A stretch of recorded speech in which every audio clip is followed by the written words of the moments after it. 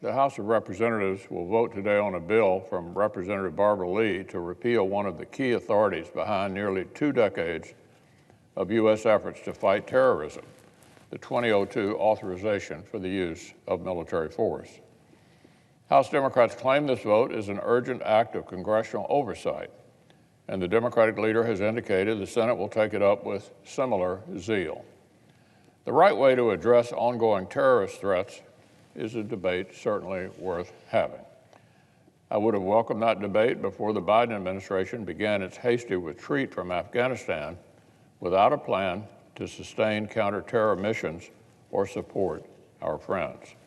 And it's one we should have before we vote to repeal these authorities.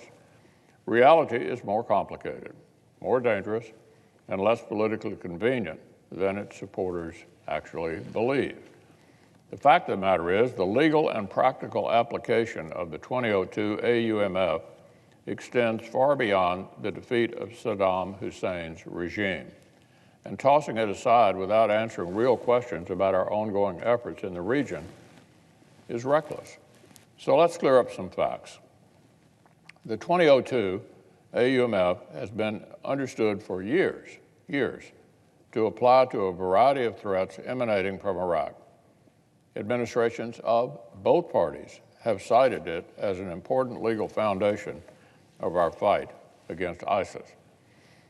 It's been used precisely because the ISIS caliphate that stretched into Syria emanated from Iraq after President Obama's withdrawal in 2011. The 2002 AUMF is important in Iraq today because it provides authorities for U.S. forces there to defend themselves from a variety of real exigent threats. It's arguably even more important in Syria, where our personnel are present against the wishes of the brutal Assad regime, supporting local Kurdish and Arab forces and conducting strikes against ISIS.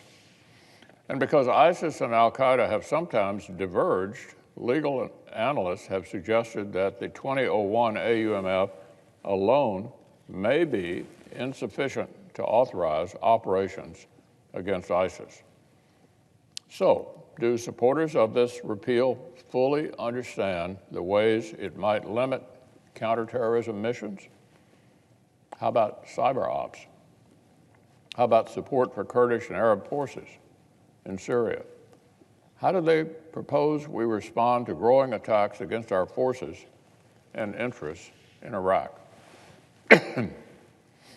And what about the prospects for robust congressional oversight if the president is left to rely on unilateral Article II authorities or even less transparent ones? We're learning a lesson in real time about withdrawing from Afghanistan without a plan. We shouldn't make the same mistake here. So I suspect this isn't really about reasserting congressional oversight.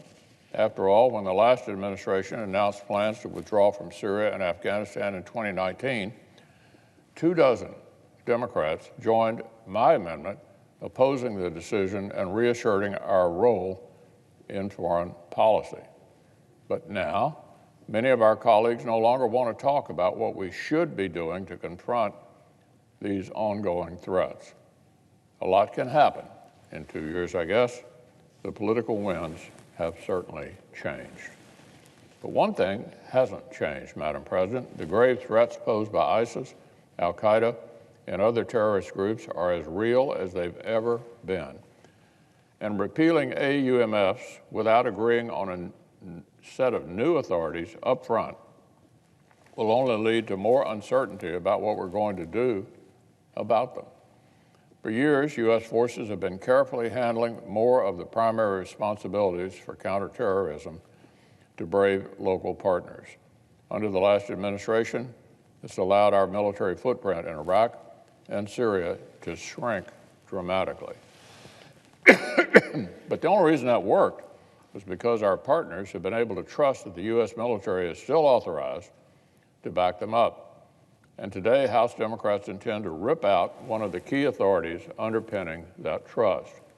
As I understand it, Democrats don't even intend to stop there. They're also planning to take aim at the 2001 authorities that allow us to keep some of the most dangerous terrorists alive from taking more innocent American lives. The administration says it's looking into how best to close the detention facility at Guantanamo Bay, Cuba, that houses the absolute worst of the worst, including Khalid Sheikh Mohammed, the mastermind of the September 11th attacks. But thus far, the administration is rather short on details. How does the president plan to do this? Does he intend to break the law and bring terrorists to the United States? Give them expanded legal rights? Further radicalize our prison population? Talk about domestic violent extremism. Or does the president intend to send KSM and his terrorist cronies to Pakistan or Saudi Arabia before they face justice? So, Madam President, closing Guantanamo Bay will not make Americans safer. It will not bring solace to the victims of terrorism. It will not make America more respected in the world. And it won't solve the terrorist threat any more than repealing AUMFs will end their war against us.